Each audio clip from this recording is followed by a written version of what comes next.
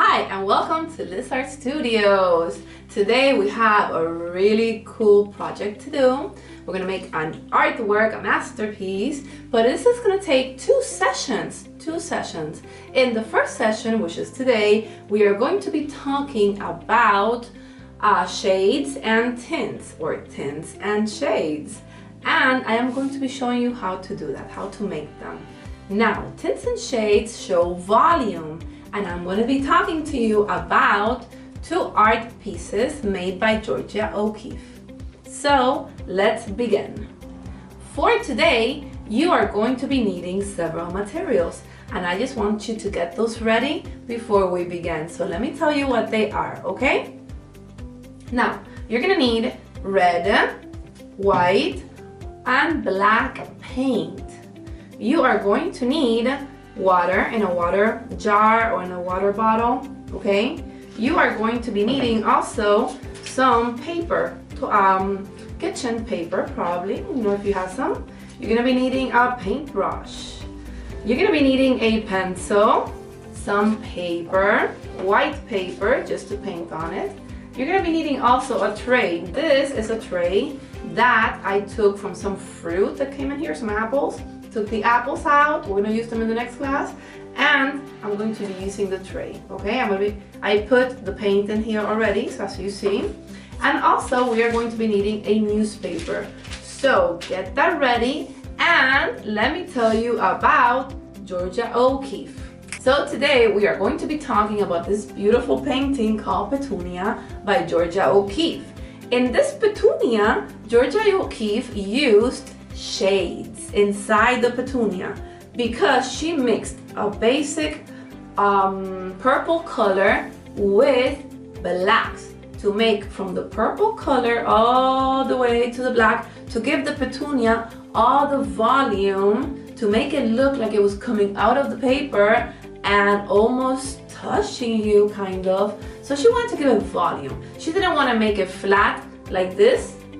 No, she wanted to make it with lots of volume, all right?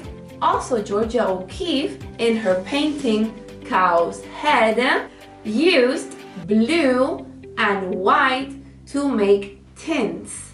Now, a tint is made by adding white to a color. And what she did was, in the blue side, she started adding white, and then she made it all the way from the dark blue to the almost white. She made all the variation of color. In all of her paintings, Georgia O'Keeffe uses tints and shades to show volume. That is what we're trying to do today. We are going to try to make tints and shades, and then we are going to use our work of art for the next project. So let's begin. So now we're gonna make our tints and our shades. The first thing that I want you to do is take your pencil and write your name in the back of your paper. So like that, when you're finished with it, you could just put it away and you don't have to turn it around and write your name on it, okay? So I turn this paper around. Sometimes what I do is I use a little bit of blue tack, okay, or sellotape, and I just put it in the back so the paper won't move when I'm painting. So I'm just gonna put it right here so it won't move when I am painting. So let's begin, guys. We're going to make a tint first. A tint like in Georgia O'Keeffe's Cow's Head, all right? This is what we're going to do. We just wash the paintbrush a little bit. We take red, okay? And we're gonna make a basic line in the middle of red. The basic red color.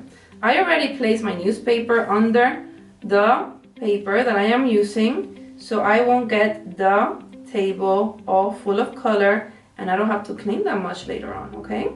So to make a tint, what we need to do is add white.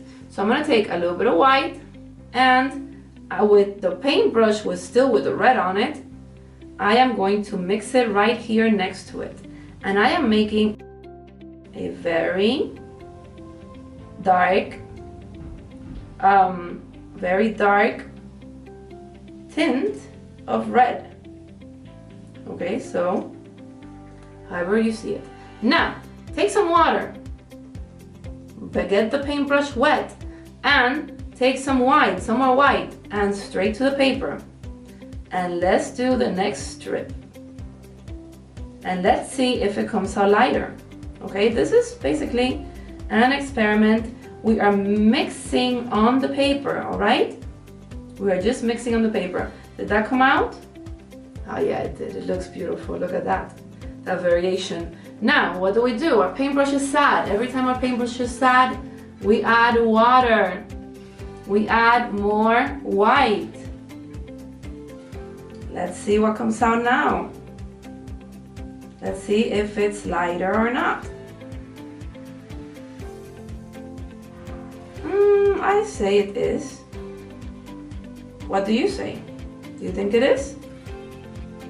Very good. Yeah, it is. Now my paintbrush is sad again. Let's add more water. And the last touch of white to make that tint of red. Oh, it looks almost the same. So you know what I'm gonna do? I'm gonna add more white and see what happens. Now I like it better. So you just have to do your own thing and see how it comes out, okay? Beautiful tints. Look at that, tints of red. Now I'm gonna make some shades. So I'm gonna wash my brush. I am going to dry my brush just a bit. And I'm gonna take some red. All right? And I am going to add the red right here, so it's wet. And I am going to start making that shade. To make the shade, I need to take some black, just the tip. Just the tip of your brush, okay? In black, because black is very strong and it just takes over. So let's do it. I mix, mix, mix. And look at that, our first shade of black. Very good. What do? Take that paintbrush, make it wet, take more black, and let's mix.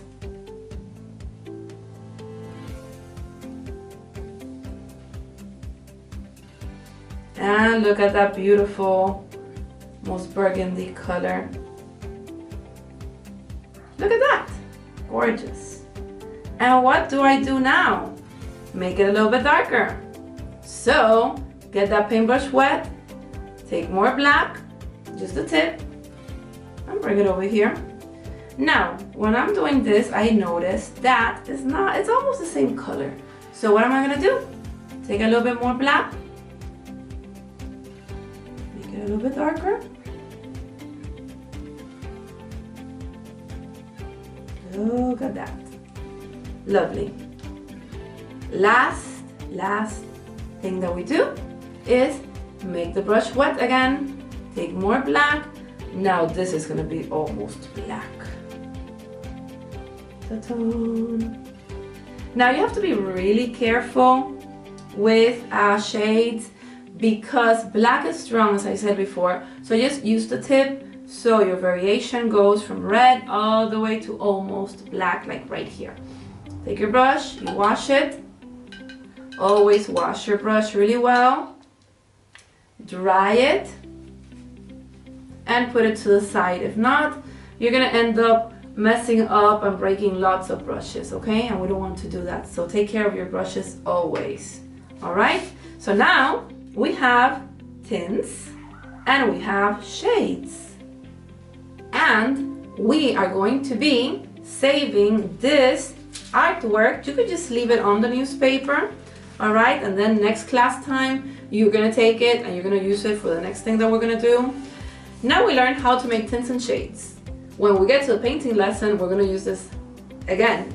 But for next class, we are going to be using lines to make volume, because the purpose is to learn how to make colors to show volume and how to make lines, hatching and cross-hatching lines to make volume also. And we're gonna see that in the next lesson. So put this away, let it dry, and let's review what we have done today. Today, we have learned how to make tints and shades. We have made them. And also, we have seen some of Georgia O'Keeffe's works of art that includes tints and shades. She works in a very big format. Her paintings are huge, and she uses those tints and shades to show the volume, how big something is, how it weighs, and how it sits in space. So, I'll see you next week with your dry paper, and we'll continue to your drawing on hatching and cross-hatching to show volume. Have a good day, have a good week, and I'll see you in the next one. Bye-bye.